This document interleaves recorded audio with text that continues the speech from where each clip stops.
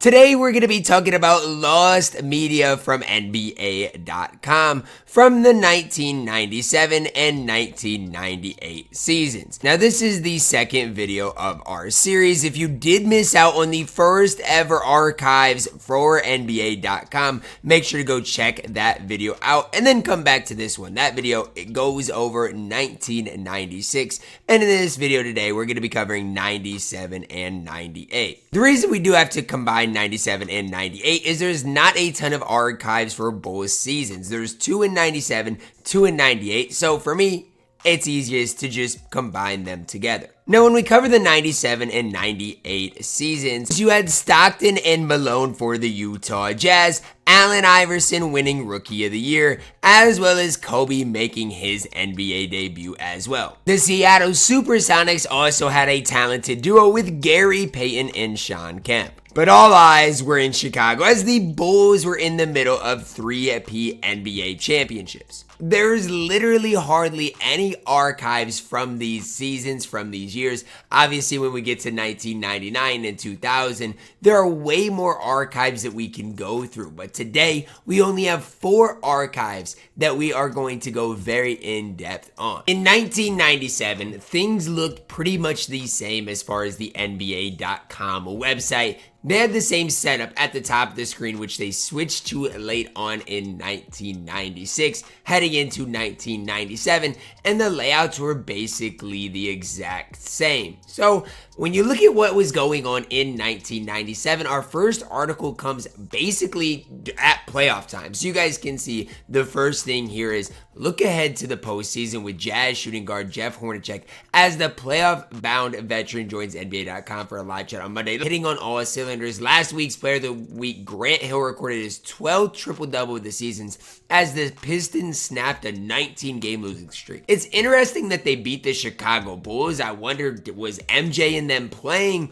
or what? Because to beat the Bulls after losing 19 straight seems kind of crazy. Beyond the box score, this is interesting, presented by IBM, examines how Hill broke through with a big game in his 4th try against the Bulls. I don't know, beyond the box score, is that like analytic type stuff? And the Wild Wild West is a good way to sum up how the Western Conference was shaping up that year. I mean, the Utah Jazz still had Malone, Stockton, Shaq was in LA, banged up during the season, but obviously snapped Utah's 15-game winning streak. The Rockets were so good this season. Clyde, Hakeem, Charles Barkley, I mean, routed the Sonics 113-73, and I'm really not surprised because they were really good that season. The Suns were 15-2 in their past 17 games. I think this season they won 40 games in general, which is crazy. The Wright stuff, rest in peace, Lorenzen Wright, was, I do believe, brutally murdered by his wife, man. Just so sad to see. Played a key role in the Clippers' drive to the playoffs, averaged like 8 points as a rookie. Interesting here, email your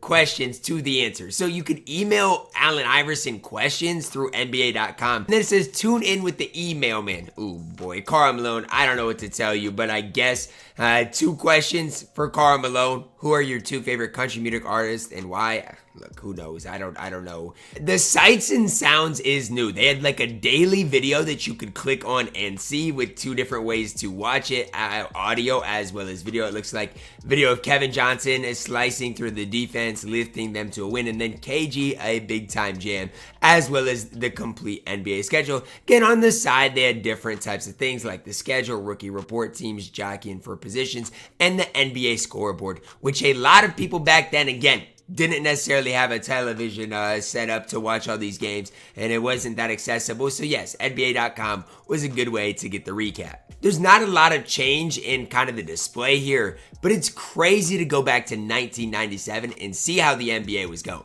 This archive is from a day later in the NBA. You guys can see here April 15th, the last article April 14th. So literally one day later, you can see the Hornacek chatting live. So Jeff Hornacek talked about what the Jazz would have to do to reach the NBA Finals, where here it says look ahead to that, kind of previewing that as well, that aspect on things. Now, in this, again, they talk about a little bit of the playoff race, which is cool as the regular season was winding down.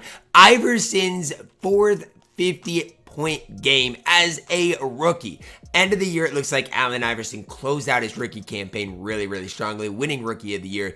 It's just tough because the 76ers won 24 games, I believe, this season, which is just crazy. But he averaged 44.5 points during the week, which is just absolutely nuts. Here, blazing the trail. Super cool here that they're bringing NBA history into it, even in 1997.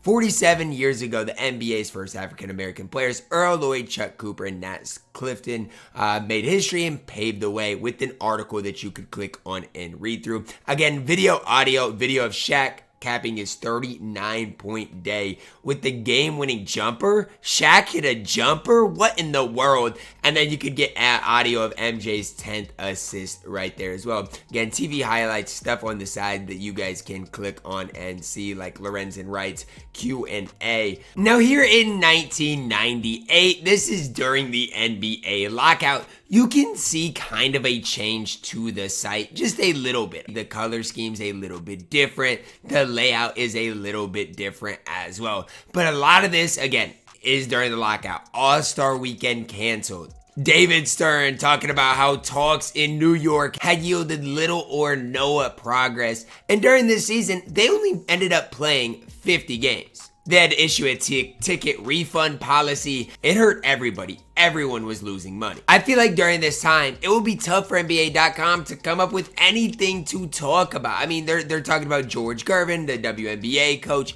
a lot of WNBA talks in general, honestly. You guys can see the Bulls reliving that run, but there's really no NBA talk going on right now because it's during a lockout. Big kind of adjustment here is on the side. If you look at it back then, yeah, there was a few images with it, but it didn't look as in-depth as this. Looks like there's an image for each and every link that you can click on, whether it is watching the NBA Finals, whether it's reliving NBA history, going to the NBA store, whatever that may be. They still do have the audio and video in the sights and sounds that they had from the year before as well.